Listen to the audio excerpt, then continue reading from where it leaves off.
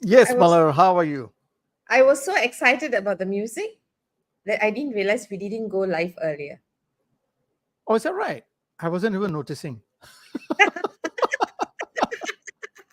I was just dancing away Okay, as usual, I I think think. I think Shamini is going to send me a warning letter soon for making mistakes. Good evening, ladies and gentlemen. This is Leadership in Flow Asia Season 3. Welcome to the show. This is Malal from KL. And this is Ashok from Singapore. And welcome, ladies and gentlemen. And if you're wondering, if you have logged in for the first time, you're wondering, hey, what is this show all about? Well, Leadership in Flow Asia, we've been around since 2022. This is season 3. And what have we been doing? We've been having conversations with leaders, mainly within Asia, to find out what really drives them, what inspires them. And what we've been finding out of late is a few things. Number one, they're very quiet leaders in Asia. Quiet not because they are introverted, but they're introspective. They're very reflective and they're very impactful. Over and above that, what we've discovered from these leaders is they have a funnel of thinking where they think about personal growth, leadership growth, and also the business growth, and they marry all three together. And what we have also been discovering is they are very self aware of who they are and they bring themselves to their leadership role very effectively. And that's Leadership in Flow Asia Season 3. Muller. And today, guess who do we have, Muller? Leadership in stillness. Correct. Leadership in Stillness. Now, we've got Stephen Chung. Stephen Chung is the general manager of Madame Tussauds Singapore. Right? And it was very interesting to bring him on. Why? Because sometime early part of this year, Muller, I was with Stephen in Madame Tussauds, and he was showing me around, in Madame Tussauds. But as he was showing me, giving me the little tour, suddenly he stopped and he moved to one of the wax figurines. He will correct me. Figures. Figures, sorry, yes, figures, not figurine, wax figures. All right, he moved to one of those wax figures and he started caressing the hair and making sure the hair was correct. But it's the way he did it, the way he caressed the hair. There was so much of love and care for that wax figure. And I was like looking at him and going like, oh wow, if this is the way he treats the figures, how does he treat the staff, the business? I don't know. We're not getting there. I think it's you're getting into dangerous spaces, right? Like how do you caress No, your no, not in that way, not in a physical way, but as a leader. Okay, but thank you for correcting me. I, All right.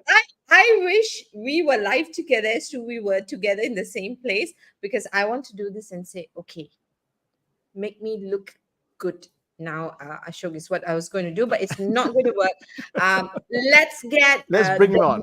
man to the stage. You see how much of fun we were having at your expense. Hi, Stephen. Hi, hi, hi. How's Welcome everyone to the doing?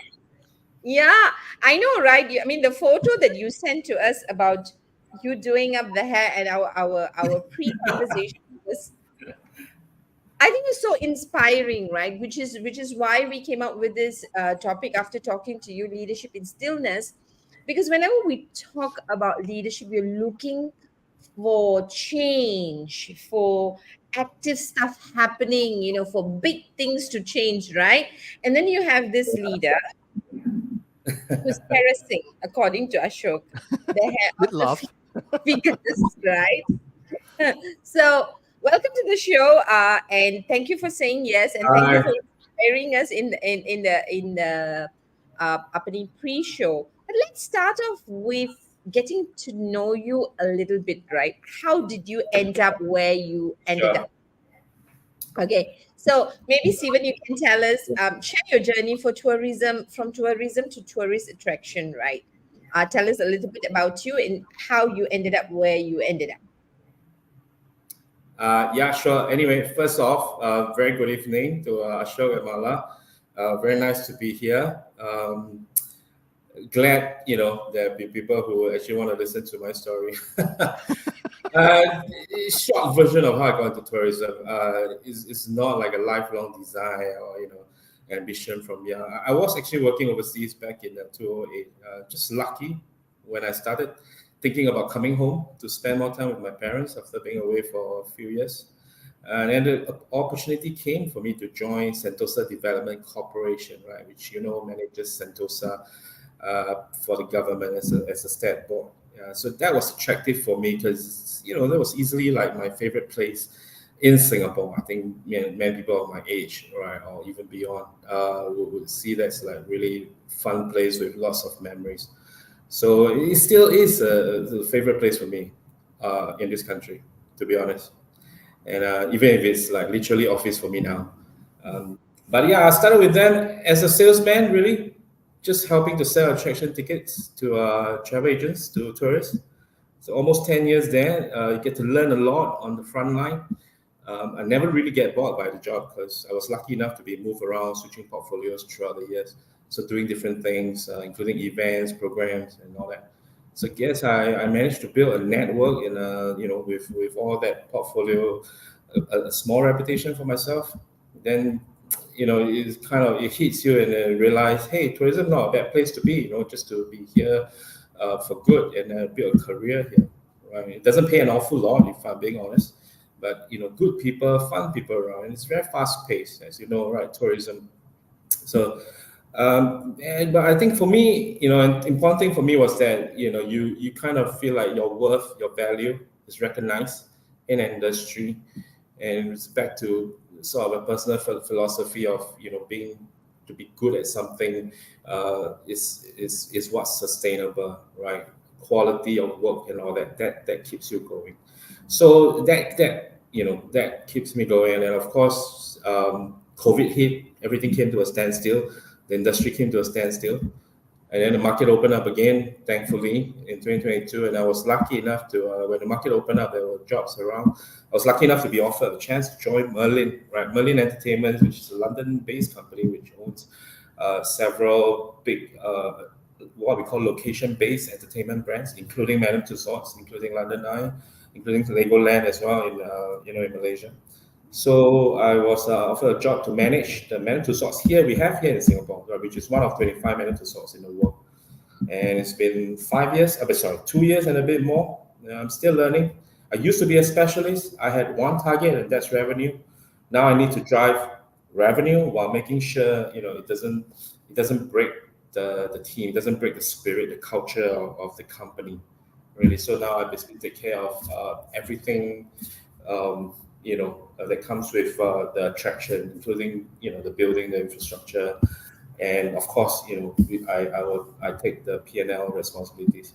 So yeah, that's just I suppose that's my journey. First recognizing that the industry is something that's really for me really rewarding, and that's something that I could find myself being very dedicated and take a lot of ownership to. Nice. Thank you. Thank you very much. I mean, I think, just the kind of work you do is very interesting. That's what I think, right? I, I mean, really, I think we spoke about this earlier, right? Because we don't often talk about leadership when we think about what does a leader do, Mm. right? Uh, we imagine, the leader making changes, going for the numbers, strategic decision, let's have a meeting and stuff like that, right? But I'm imagining now, as we imagined earlier during our pre conversation, right? How you walk with all the historical famous figures that we are all dying to meet, and you're meeting them every day, right? So I like the way you're laughing. So you get to meet all these famous people that we want to meet every other day. So Yeah. maybe first talk us through what was the transition like for you from what you were doing to what you're doing now as a leader. Maybe that transition in terms of Mm. energy and activity and the kind of things you do. Okay. Interesting question. like I said earlier, I used to be a specialist, and specialists, they're quite one track mind, right?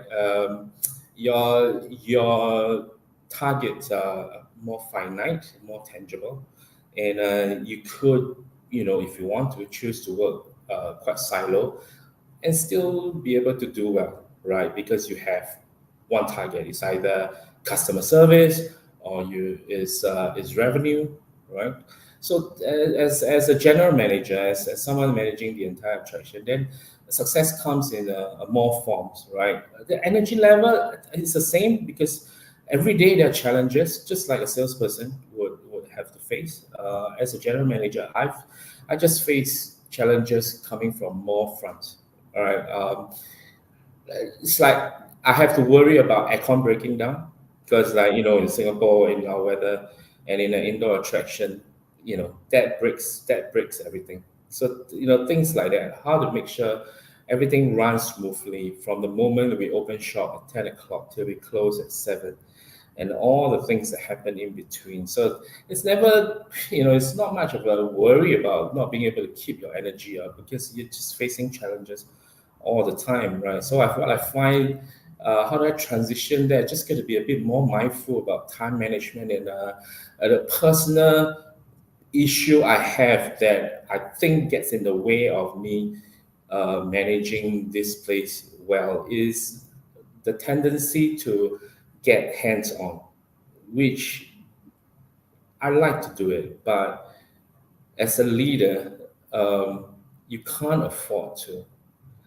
And is it a shame? I don't know, but I find myself having to consciously pull myself away from getting too deep into things. And it's not that I don't trust my team, right? It's just maybe in some certain leaders' nature to work alongside your team, right? But you realize you can't because you have to worry about 18 things at the same time. You just can't afford it. So, that's one of the key sort of mindset change that I have to put myself through consciously. And I believe many leaders face that same problem. Wow. Wow. Thanks for that, Stephen. Because what I'm hearing is the transition to the leader, right? Because last time you were so hands-on. Because you Mm. said as a specialist, you were very hands-on. You were delivering the results, the revenue in that sense. Yeah. You Yeah. get to the customers, you go on the front line, you meet the clients, you close Yeah. deals, right? You are the closer or you are the opener. You're very involved. You're much closer. Even though I had a team, right? I have a big team of 20 salespeople, but Mm. you're very much you're close to the action. Now, this is just one part of it, right? It is the most important part, maybe, but there's still the show quality that you have to look at, and then you have times to deal with even more stakeholders. So, I find that transitioning to a generalist, right? The Yeah. biggest challenge is how to pull yourself away from the front line. Wow. It's not easy. I suspect. What are some of the struggles that you have gone through, and how did you now mitigate yourself? Because you said you have to be Yeah, very purposeful in the sense where you have a tendency to get hands on, but now you have to pull back.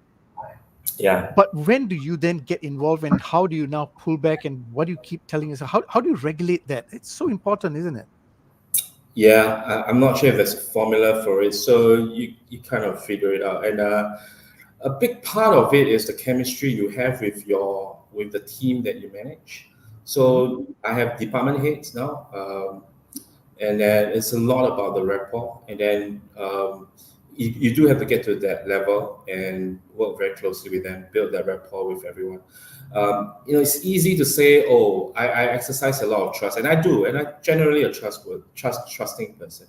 Um, but it goes both ways, right? You want to trust the team, you want the team to trust you. It takes time. So, that's the part where you have to get down to the level. You got to get that first. You got to build a rapport. You got to build a chemistry. Then, and from then on, how each of them like to be supported. You know how what are the biggest problems with them. Because you constantly check in with them. You know what's the biggest obstacle, what's the biggest issues they face now, right?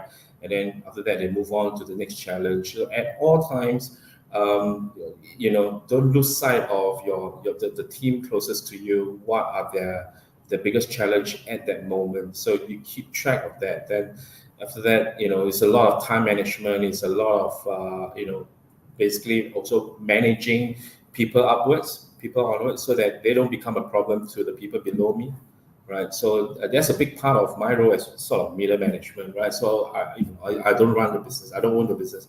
I have bosses to answer to, and I think one of the things that I take a lot of ownership of is to not transfer my problem to my team, right? So if there are things that may not be the most popular, policies or change in directions or decisions made that may not be well received by the team.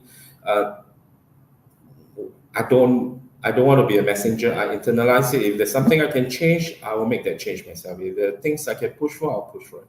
If I can't, then internalize it, take ownership of whatever decision management has made, and then go down to the team and do your buy-in, do your selling, right? So in that way, how I manage it is to make sure my team trusts me, and the trust get mutual. Then you'll find yourself being able to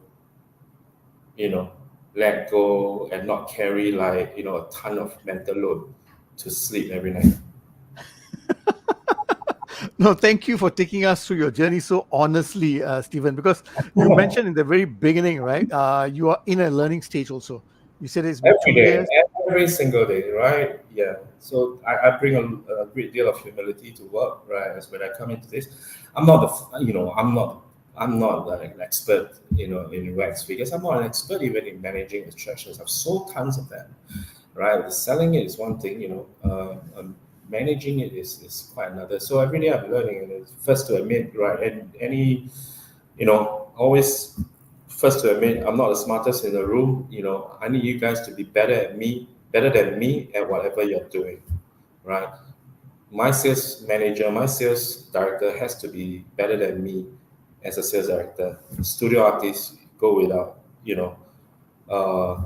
doubt. They have to be good at taking care of the figures. My tech team has to be better than me and spotting problems with the aircon system, the lighting, the sound, all of these critical functions every day, right? So once they trust that I'm giving them the space, I'm giving them the authority, the autonomy to do their things, you find that they give you results. Right, right. Nice. Because I Yeah, know I like the way you're sharing it, because it's almost like a reflective way of your journey as a leader growing, right? yeah, Because like what you said previously, you were very focused, very clear that it's about the revenue. Now it's about revenue and relationship. You know, yeah, it's a rapport you need to build, and the way you have to do it is you have to be humble, humility. That's what you bring in. yeah, And you're learning that you mentioned trust many a times. yeah, And now you're anchoring it with autonomy is very, very important. yeah. uh is that how you keep your people energized? I suppose it's a big part of it, that trust, to give them the space, Hmm. to to do things the way that they come and tell me they find the best way to do certain things. And you got to trust them, right? If there's any doubt in your head, go down and find out for yourself why they think that's the best way. If you ask, you show the humility and the vulnerability of not being the best in any of this aspect, right? You find that they are very forthcoming with with sharing that kind of knowledge. Right, at the end of the day, it becomes understood, readily, that you are here to make their life better, right? You're here to give them the support, give them the recognition, and you see that the results will come, and yeah, these things will the outcome will speak for itself. So yeah, I mean, that's the way I've been working on, and I find it the only way I know how. Yeah, nice. I like the fact that you mentioned vulnerability now. You said you are Yeah. open to be vulnerable, to learn, right? Now, Yes. does it take a lot of courage for you being a salesperson in the past where you had to put up a front and know everything and, you got to be Yeah. quick on Yeah. the feet and whatever you got? But now you Yeah. got to be humble and vulnerable. In a How, way. how, Yeah. how, how, how did you transition to that? What did you have to learn? What additional skills did you have to learn to do that? I don't know if it's a skill you need to pick up. I just think it's something you just have to remind yourself that um, they're no different from you. They carry the same kind of pressure as you do. Wow. Um, Wow. because the journey to getting trust, right? This very common management speak about open two-way conversation, Mm, communication, right? It's very important in the modern day corporate world. Most big companies, they stress a lot about openness, about giving a safe space for people to speak, mm, and you want to encourage that sort of openness from your team, right? So you can get to the problem faster. In many ways, right, that helps the company work better, right, by having that kind of a community spirit in a team. And the fastest way to invite that sort of trust, the sort of like openness, is that you yourself open up. So it's a bit counter, it's a bit antithesis to, because I came from a sales background, and then in the past, right, you learn many times from various leaders that you never say sorry. In the sales job, it's very common to hear bosses say, never say you're sorry, right? Especially to clients and all that. And I find that, yeah, certain truth in it, but as a leader with my team, I should never back off from that. I should always admit my mistakes, and I have many times. And when you do that, you start to see them, feeling like, breaking down that wall, right? Now, of course, you know, they don't invite me to lunch every day, right? Nobody wants to eat with lunch every day. You got to give them times to get together and bitch about you. That's how they're born, and that's fine, right? But when you address them, whether in a meeting or in a casual conversation, you show that vulnerability. You feel like you start seeing that they correspond with you, and then you find you learn that you get to know them better, and the next time you have to go hard, you have to criticize and all that, it's easier to get them to trust that you're doing this without any self-interest. wow. You're Wow. doing it for the better of the company, for the collective goal that we're getting together to achieve. Wow. No, wow. Thank you very much, Stephen, because again, you are sharing with us the journey of almost a Mm. new leader and very quickly learning the traits of it. Because what I hear from you is your choice of words, because you consider your team as a community, and you said you're a community with them, and you're part of the community. I love that, and you don't see them as colleagues, not as staff, but as a community, and you went on to say you didn't use these exact words, but you said we all have the same level of pressure. There's a deep level of empathy. Yeah, There's a very deep level of empathy that you exercise when yeah, you look at each and every one of the community that you work with, yeah, and that is why you feel that you want to be very open to even show that, hey, I'm a human, I'm not perfect, but here mm, we are working towards one common good, mm.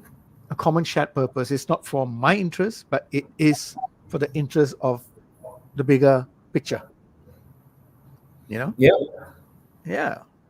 Well, yeah, yeah. I think since the day I started managing people, I find that approach came quite readily. Right. I mean, of course, it's still a learning process. I can't tell you that I'm fully accomplished as a leader. I'm not. Right. I'm still learning, and I can't even tell you if I've really succeeded you know, in any way with previous teams and the current team. Yeah, but I've always approached management with a set of philosophy of my own, and what I think I'm most comfortable with, and how I can stay real, stay authentic. That's something I picked from you, Ashok, about staying authentic.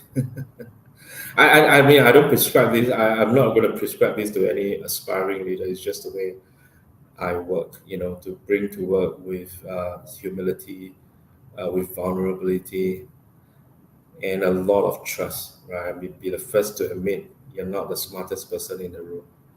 Yeah, Nice, nice.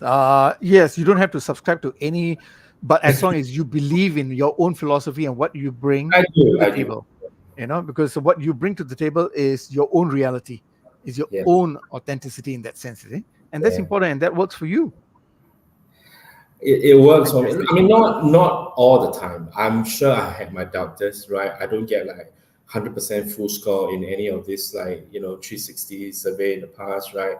I'm pretty okay, right? I generally I find that the approach is well received, and people find that it's nice to have it's good to have a boss, a leader that they can just come very confidently to, and not worry about having to mince their words, having to choose, how to put things across. They just come to me like a friend, and in the workspace, there's practical benefits to it. Things get done faster, easier to get buy-in.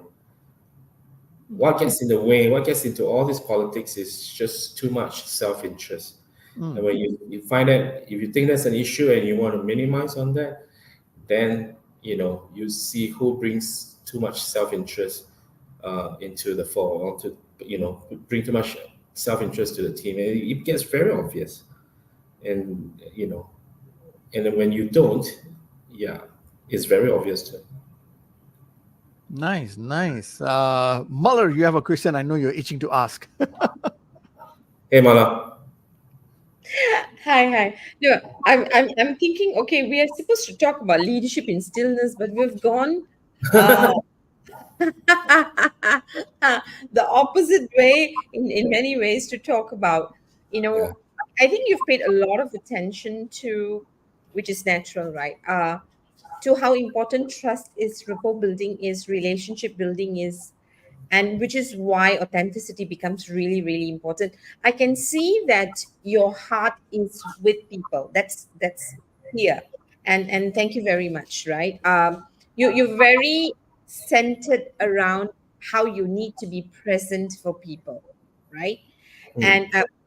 And I just love the bit that when you talk about empathy, right? I think there was more than empathy that you showed.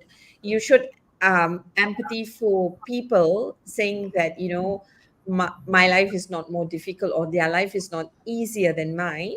I think it takes a lot for a leader or someone with a higher position to say that sincerely. Number one. Number two, I also think that's a display of respect for what people do, that one job is not greater than the other. And I think that's 100%. what, yeah, that's what you articulated, and that's because you mean that, right? Now, having said that, I think in the kind of work you all do with figures, right? So I'm just imagining there's a lot of I mean, when we spoke, right? Typically, I think when your clients, customers come to visit your space, Yeah. we are waiting to meet the figures, right? The Yes. historical figures, take some photos and all of that, right? Yeah. And if I think about it, so the way, the kind of things that y'all would be doing to meet the customer's need is really making sure that your figures are fresh every day. Now, Yeah. means it's very different from most other jobs where we are telling them improve, do things differently, be creative, be innovative. Yeah. Doing the right opposite, don't do anything differently, make sure the figure stays the same way, right? Yeah. So with a lot of things to maintain it as is, right? So Yeah. what do you do as a leader to stay fresh daily, right? So first and foremost, now you can't say, I don't know, I'm just trying to imagine, right? Like you can't say Well, different things to motivate you people. So what do you do, to stay fresh first as a leader in a business that seems mundane? Because we're talking about consistency here, which can be seen as boring. Okay. I'm not sure mundane is the right word. I guess it does feel that way if you do the same thing over and over again, but that's with any job. And, I can tell you this, the only thing still in this business is the wax figure, right? We very much hope that they stand there and not get pushed around. It has happened before. Guests, trip over and broke wax figures. It goes slamming on the floor, and the whole head got smashed. I won't tell you who, because then I'll get a call from that celebrity. But yeah, we have got like figures damaged before. So yes, we are in the business of selling a form of art and craft in stillness. And yes, we do want to maintain the very same highest level of quality, not just the figures for our interactives and basically whatever makes this experience that we sell, right? We're in the experience business, and you want to make sure that you every single day, right, that you sell the best experience there is, right? You get their money's worth, right? So there are many different ways of measuring it in the retail world, in the consumer business. You have all kinds of measurements, and you call it KPIs. To track your success. So no different from any other company. We want to maintain our quality, right? And then how do we stay fresh daily? Like I said, I'm lucky enough to be in a company that's pretty focused in investing in the future. So we constantly are looking out for opportunities to grow, to expand. So that brings you new challenges, right? After 5 years, it's not good enough. 5 years later, the product is dated. So it's time to invest, time to reinvest, time to revamp one of the zones, time to bring in new figures. So every year we bring in new figures. We retire some, right? Asha asked me about Oprah Winfrey. We used to have Oprah Winfrey, and then we retired because, she's not that sellable anymore. So things like that, so you do get to be creative, right? Not just the artist team. Everyone gets to be creative here, and it's really how much you want to bring in to the job. And I'm lucky enough to be in a company that actually encourages that, right? So pretty open to, I have a bit of the autonomy to try to run things my way and try to get creative and do things that the other 24 Madame Tussauds don't get to do. And similarly, they all do. We all try to bring in a little something special. So it's not that difficult to stay challenged and then to keep the energy level up in a seemingly mundane business, that stresses on consistency and about figures that don't move. So, Thank yeah. you. I think and I'm glad that you disagree with the fact that the job is mundane, right? But I want to go back to Oprah Winfrey because she's one of the most favorite people in the world. Okay, and Yeah. even when you said you've retired her, my heart sank because I'm like, really, even Oprah can become irrelevant. Okay, maybe irrelevant is a hard word, but I have about space for maybe 80 wax figures out there. I gotta make sure every single one of them on the floor, gives me like the biggest sort of like bringing out the biggest rapport with the guests that come in. So yeah, Sure, maybe but okay. yeah, I'll need to grieve about Oprah, but I'll do it out of the show. But that has got me. I'm dying to ask you this question, Yes, right? So please. you did say that you have space for 80 figures, Thereabouts, yeah. about that. All right, and then you now also retired one of my favorite figures. Okay, I'm sorry now. about that. And so I think as a leader, how does your business, or how do you think, how do you take that feedback to keep the relevant figures in your Ah, space? okay. So that's the science part of it. Yeah. So we do surveys. We just like how other consumer goods collect feedback and collect data to shape their business, to shape their marketing. We do the same every time we are looking at bring in new figures. We do the research, and we do simple polls on Facebook, on social media. We gather from fans who they think they want to see. We go to specific markets to ask, what are the top 10 figures you want to see? Someone from your country, someone from other countries. So it's a similar approach to the market, right? We test a lot of it, right? And then we get together, and then we discuss with the global team about the relevance of it, the marketing potential, the not just commercial potential, but the potential to create a buzz, in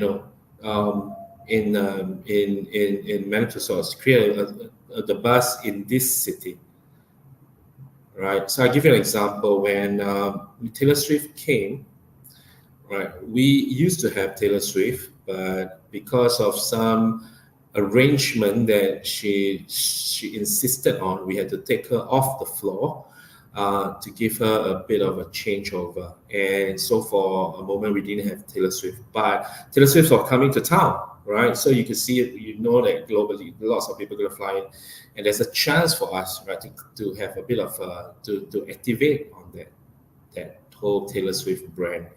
And so we borrowed from London, and 2 weeks later, Taylor Swift came in a crate, flew in, and appeared on my floor, and he stayed there for like 2 months.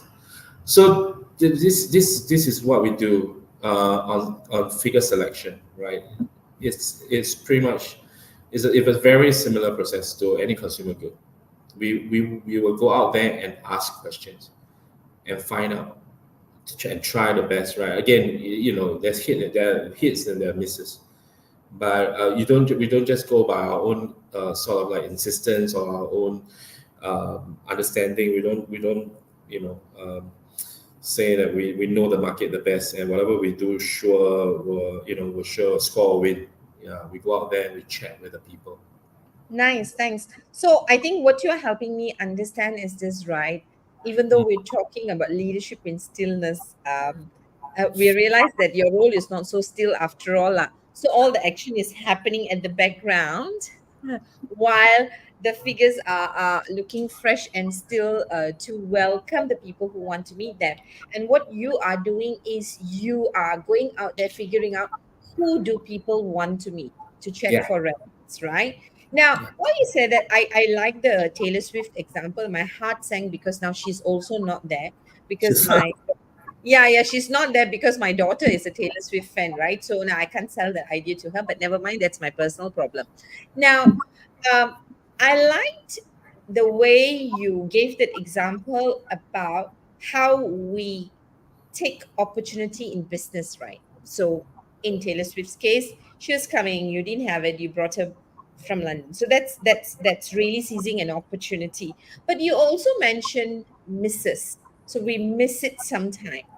Now, without giving specific misses, you don't have to give us specific examples. But what I'd like to hear from a leadership perspective, right? If you Yeah. think about the opportunity that you have missed, right? What was the lesson that you take back so that that's not repeated in the future, or you minimize the misses? What is it that you missed in the opportunity?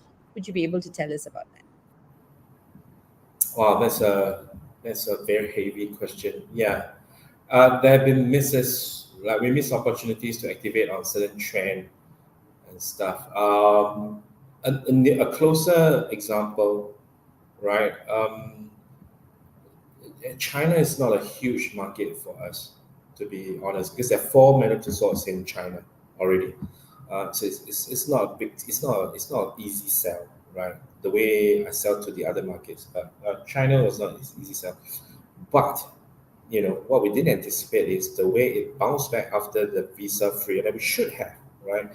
After it was announced that they could come visit for like 30 days without a visa, it's a huge thing, right? And what we see now every day in the market, right? In this summer holiday peak, is like it's just chunks of Chinese coming to Singapore, and you see them on Sentosa Island, and we missed that opportunity to go a bit bigger, in our promotion, in our marketing to that. So And we sit down and then we say, right, all right, let's admit it, we missed it, right? I'll be the first to take responsibility for that. I should have made a call, but we didn't allocate enough resources, and a budget to make a splash in that channel. So let's learn it, right? There's another one coming up. So what have we learned? What did we?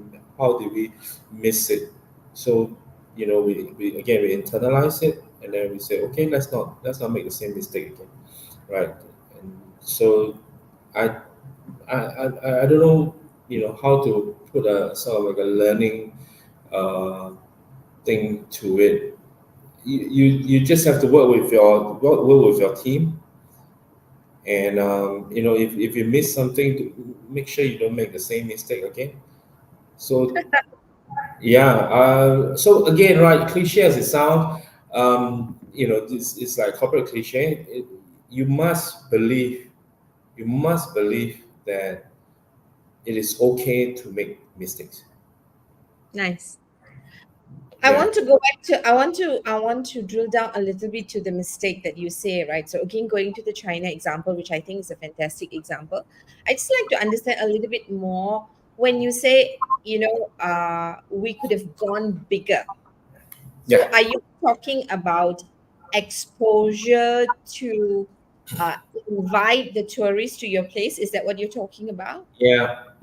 That's the gist of it, right? So I mean, save like giving a big lesson on marketing. Again, I'm not like the best marketing expert here, but there are things we can do in the tourist market. There are ways to convert, to have a conversion strategy. When I say convert, means basically converting tourists to become your paying customers, right? There are ways to do it pre-arrival. It means before they even left the country, they leave the country. And then there's post-arrival. When they're on in the country, what do you do to make sure that you draw them here? So, of course, there's a lot of partnership involved as well, right? In the tourism business, you don't stand alone. You have to work with the middleman that helps to drive your product as well. I have to work with the landlord, to make sure that I'm present here.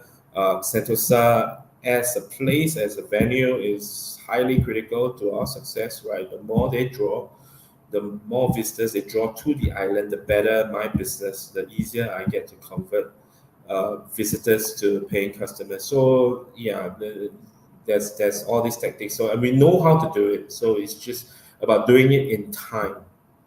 So Yeah. yeah, lesson in learning is about timing, about agility. Nice, nice. I mean, I see what you're saying, but I'm just trying to maybe ask a very basic question. Mm.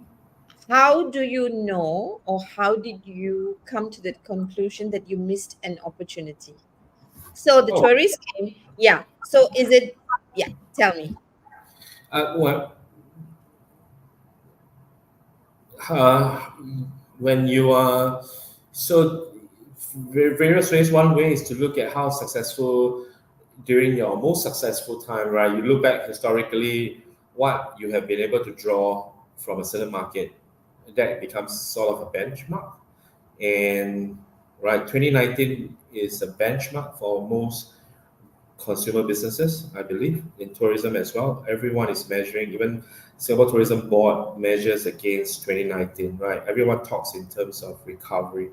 So, 2019, we were able to draw this many Chinese tourists in August, because August is a summer peak for them, right? When the school kids are on holiday, that's when their families with kids travel.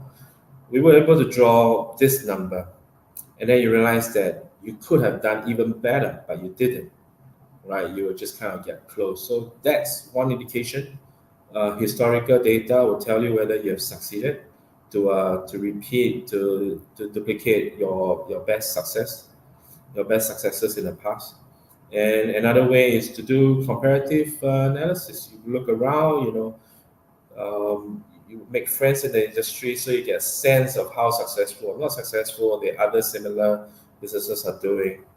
And I think if you're dedicated to doing well, you will find ways to measure your own success and not get Nice. stuck in a mud and then say that, oh, okay, I have 200. Yes, that's good enough. When people are doing 2,000, then you know, maybe you're not that good.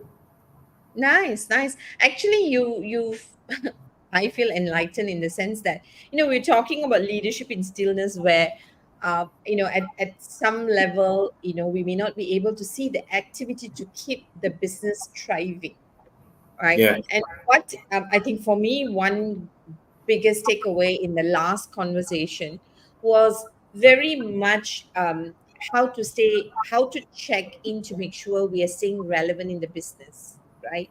And Mm, how do we so the relevance in terms of the figures that you bring in, and yeah. how do you check relevance and compare it to what's happening in the market, right? In Malaysia, we'll say jangan shock sendiri lah. I mean, don't be in your own head, right? Right? So don't be in your own head, because on your own, you may seem like you're doing okay. But Yeah. if you see that the market is growing and you are not growing, then Yeah. you are looking for patterns of excellence. One Yeah. is within your own business, and then you're looking for patterns of excellence in the industry. And you're Yeah. making the connection and say, hey, if this is growing and we're not growing, what is it that we should or shouldn't be doing, right? And that's the back end work that is actually happening, while it seems like you're leading in stillness, right? So with that, I'm sure Ashok is dying to ask you a question. Thank you very much for giving us that clarity that leadership, while it may look different or the same in many ways, like in your business, right?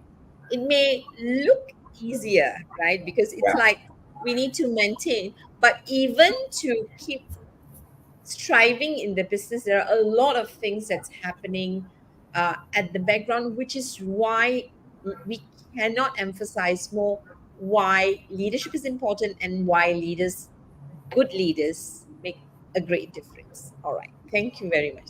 Okay. Thank you, Stephen. I must say, the last 10 odd minutes has been fun for me listening to both of you, and especially you, Stephen, because you know why?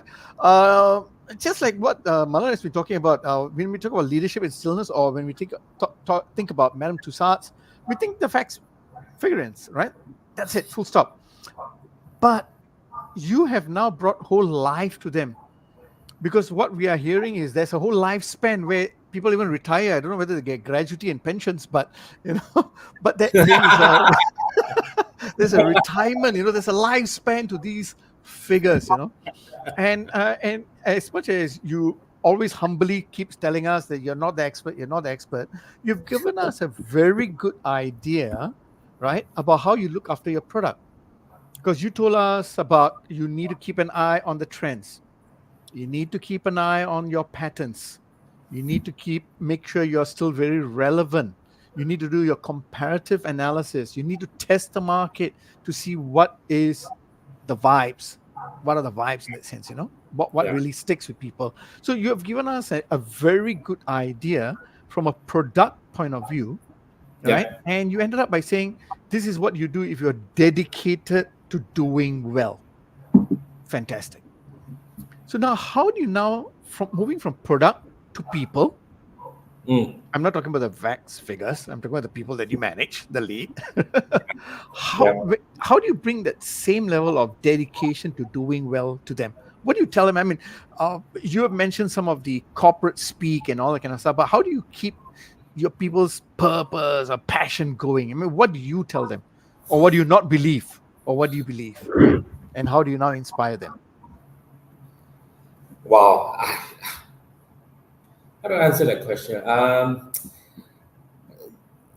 Okay, I think it will help a lot if you hire well, if you hire right, which is not the easiest thing to do. You know, um,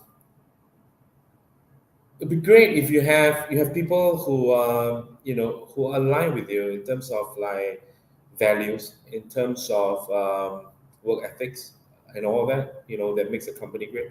If you have a team of people that share that kind of values with you, it makes things easier. Um, how do I get everyone on board? Uh, Dedicated to doing well. yeah, Dedicated, doing well. Okay, there's something I do that I set a kind of end goal for myself, right? In any company I work in and any team I manage, right? In terms of engagement, I look at three things, right? I make sure everyone in the team gets the best support they need to succeed in their job. Okay, so to be very dedicated there, to be completely deliberate in making sure that they get the best support they can get, and you can give, right? And you leave nothing behind. And you secondly, you make sure everyone gets recognized for the effort, and even more for performance, right? There's a distinction, yes, but don't forget to give recognition for effort. It's easy to recognize achievements, performance, but recognize effort. And with that, also you got to recognize the lack of effort, and you got to show, right, in a team environment, you can't leave like mediocrity, unattended to. It's very important, right? You want to be nice, but you can't let this sort of things slip in that will affect the whole dynamics, affect the chemistry among staff, right? They must see that the leader is strong enough to pick up on subpar performance. So you got to have that consistency, right? If you did well, you get recognized. If you don't do well, then of course it's not about sacking people or whatever. It's like you got to go in there and make sure, hey, there seems to be a dip, right? Have that conversation as like, what's holding you back? Is that a problem, right? So you put in that kind of attention. And then the last bit, right, is that you got to dedicate yourself to giving them the best environment that you can, so that they can build that community that speak out for themselves, and they have a support system in the workplace. When you feel supported, you feel recognized, and you feel like, I could turn this place. I've spent 8-10 hours every day in the same place, right? I want to feel at home. Then those things actually help you, build a lot of dedication, a lot of ownership. And then, of course, then there's the usual stuff of setting, lead by example and all that. So first, to get your hands dirty, you're always there, be present. Then you will be able to influence them. You don't have to be like the best speakers. You don't have to be Anthony Robbins or what. If you're a great speaker, great, right? Great speakers have a way of influencing, motivating people in like the easiest way, right? I'm not one of them, so I do a lot of setting by example, that I'm not afraid to show I can get my hands dirty. I can do as much work as any one of you. I'll pick it up anytime there's a slack. Then you influence. Again, back to, right, a bit contradictory to what I said earlier about not, you got to be able to stay away from getting too deep into it, because you have 24 hours like everybody else. But when you take that much ownership and you take so much responsibility, and you truly, show that your first investment, your first priority is people, it influences them in a very nice way. And, usually you get rewarded. And then you find that, hey, they take ownership as well. I don't know if I'm answering your question, No, beautiful, perfect. I love it because again, I'm coming back from you're dedicated to doing well, and the first thing, I mean, the last thing you mentioned, but what is top of your head is your first priority is people, and that shows up, you see. And you've given us a very clear way of, and you said you got to be deliberate. You said got to be deliberate, and three things you focus on is by giving them the best support that you can.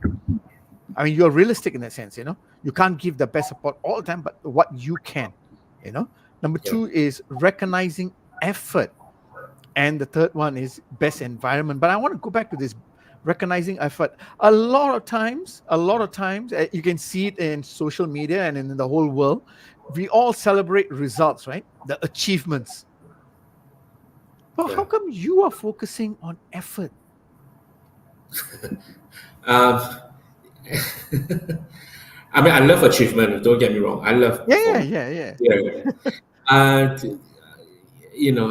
Maybe, I don't know. I have the luxury of not, being part of a big team, right? I don't own this business, so I think it could be a very different set of philosophy or approach if I'm directly, I mean, in a way I am, but if it's like my own business, I may speak differently. But you can get aligned with your company's policies, your company's values in treating your people, and I'm glad. So that's why I love this company, because we are very aligned in the kind of values. And uh, efforts don't bring results, no, but efforts give you attitude and something for you to work on a long-term basis, right? It will come eventually, and that's the message you got to send to your team. So then you truly can achieve what every boss will always say, right? Oh, it's okay to make mistakes. You got to mean it, and it means okay to make mistakes means you got to recognize effort. Then it will stop them from trying next time. If not, I think on a practical front, the effort is what going to give you success in the long run. If not at first, right? I wish I'm working with like the smartest, the best people in I can get, right, in the market, Harvard grads or whatever, right? The best in the job, but you don't always have that. So you have what you have, and then you get the best out of them. And and I think people work better if they feel like their efforts are not sort of like overlooked. Just because they don't achieve results now doesn't mean they don't achieve results later. Yeah, again, right? I may have a bit of luxury to be able to be a bit patient, right? Maybe in other sort of like a very fast paced or very, very sort of, very, very competitive industry. They may not have time for that, Mhm. right? Like football. If you're a football fan, right? You know how after 5 matches, the football, the club managers get sacked. Yeah, I don't have to do that. But Nice. again, right, the reverse of that is you also have to be quick to pick up like lack of results, pick up lack of effort, and people that come in with slightly less than ideal kind of attitude.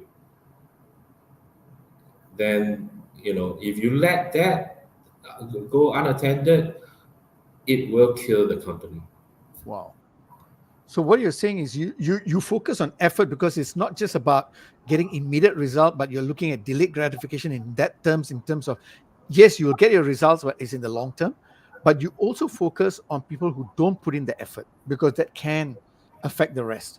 So effort is something very, very key for you in your dedication to doing well. In a way, yeah, in a And way. that's consistency in stillness again, isn't it? Yeah, I'll be very honest, right? I'm trying to wrap my head about leadership and stillness. It got me thinking, the last few nights. Yeah, it sounds, there's a lot of magic in that. Yeah, that, yeah. How do you stay still, calm in a rapidly moving world?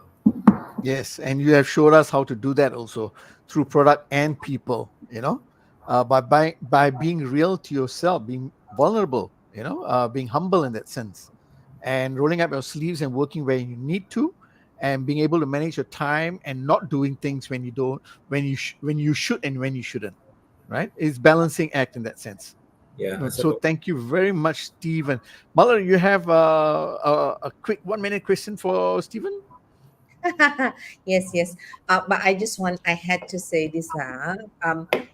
I like the fact that you appreciate effort, and I like the fact that you are realistic that effort don't contribute to immediate result, but it Mm, sets your attitude for your long-term results. I just absolutely love. love that.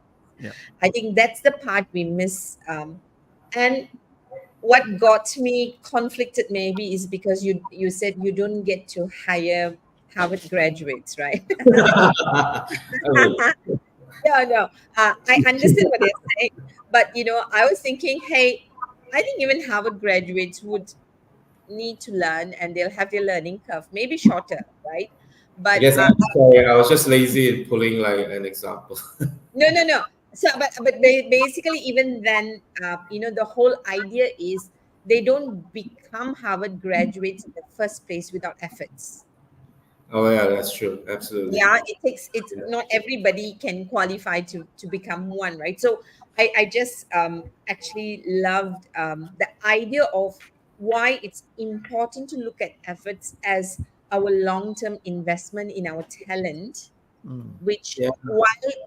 while the world is actually chasing us for short-term results. So you seem to have found a way mm. to bring the balance of both, not equivalent, The but you balance. know that there are two ingredients that we need in business, and actually, for the pipeline, right?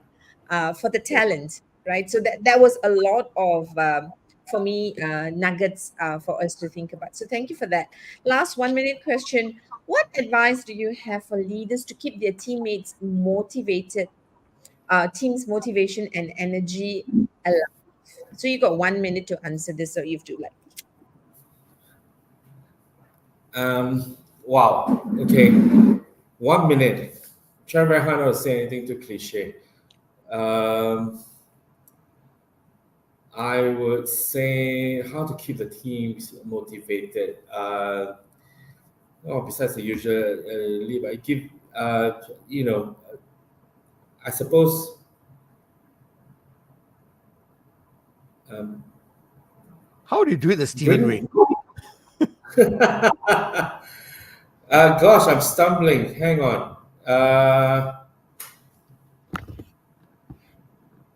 I suppose be genuinely invested in their growth and show it consistently. Always check in with them. Never for a second show anxiety about their growth, about their development. Never show you should never get anxious about your team, the people you lead, getting better than you, progressing, even beyond you. Take genuine interest in their development and make it a conscious, again, being deliberate, make it a very deliberate goal of yours to help them grow. As much as you take ownership of the company's targets, P&L, whatever kind of performance that you're responsible for, take that responsibility of their growth, right? And I think I just want to say this. I can't say it enough. You can be a caring boss and be result oriented at the same time. Those two are never mutually exclusive. And don't let anyone tell you otherwise. Wow. Wow. Wow. You should have said this in the very beginning. No, I love it. I love it, How's Stephen. that? I What love will it. yeah. No, I love it. Thank you very much for that, Stephen. It's been an eye opener in many ways, understanding about not only the product, about the company, but also your style, and you have displayed in many ways. And I just love the fact about focus on effort because that shifts the attitude. Wow. I'm going to keep thinking about that. Thank you very much for saying yes. And thank you for sharing about Madame Tussauds retired figures and working figures. Yeah, well, come visit, right? I'll tell you more. Yeah, I can be quite a good guy. Yeah. Mm. Okay, I'll take it on. I'll take it on. I'll come back for another guide. Yeah, Guidance. yeah. Yeah, Stephen, you just need to, because you've met me and I'm assuming you like me. Okay, I'm just going to believe that. Okay, that you like me. You really I like me. like So you a lot. Maybe not as much as I like the Anushka wax figures, but very close, Mala. And yeah, yeah, come with your best do up, and then let's put you next to Anushka or put you next to Priyanka, and we'll see. I will do that. I will be well dressed when I come. So yeah, I just want to tell you, please do not allow Ashok without me. Okay, all right, it's a promise. It's a promise. Okay, gonna show. There goes your chance. So, Stephen, thank you very much for this very humbling experience, right? Because the big takeaway for me is that, how to lead in stillness, right? When everything else looks consistent still on the outside, that's because you have a leader who believes in his people and their growth and putting them as first priority Mm. to Mm. make all of that magic happen is what I took away. So thank you very much. Good night. I really look forward Thank to you. next All right, thanks for listening. It's been a pleasure. Happy Thank you. National Day, everyone. All right. Thank you, National Stephen. Day to you. All right. So we're gonna say goodbye to Stephen. Yeah. We've Okay. retired him for a while. we retired him, but my greatest joy today is that he will not let you visit him without me. Okay, Which means great. that, yeah, so I'm very happy that I made that impact. So Ashok, I think there was so much Mm, to unwrap yes. in the deep wisdom of, I would say, Stephen is another great example of quiet Quiet leader. leadership. He's so That's right. reluctant to talk about himself, but because he was nice enough to answer the question, we saw how his beliefs and values came through in his answers. Very strong. And this becomes really, really important because a lot of us are trying to grow the business by growing the people, Yep. while everything else need to look still, i.e. consistent on the outside. Mm. So with that, until we see you next week with a very exciting speaker as well, this is Muller signing off from KL. And art show from Singapore, where Madame Tussauds is. Where Oprah Bye, has everyone. reached. Good night.